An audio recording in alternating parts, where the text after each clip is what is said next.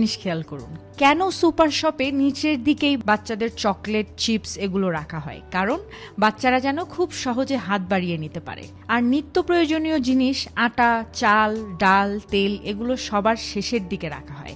কারণ আপনি সেই পর্যন্ত যেতে যেতে যেন আরও অপ্রয়োজনীয় কিছু জিনিস কিনে নেন। সবচাইতে গুরুত্বপূর্ণ একটি জিনিস হলো, সুপার মার্কেটে কোনো জানালা বা ঘড়ি থাকে না। কেন থাকে না জানেন? যাতে করে আপনি এখানে আপনার মূল্যবান সময় অতিবাহিত করেও বুঝতে না পারেন যে আপনি কতটুকু সময় আসলে এখানে ব্যয় করে গেলেন।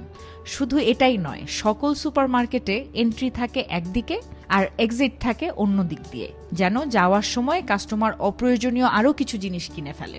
আর কিছু লোভনীয় জিনিস কাউন্টারের কাছে রাখা হয়, যেন ছোট বাচ্চারা কেনার জন্য বায়না ধরে। মনে রাখবেন, মার্কেটিং একটি পাজল। Marketing is everywhere. আসলে আমাদের জীবনটাই হলো একটি মার্কেটিং, জীবন থেকে মৃত্যু পর্যন্ত।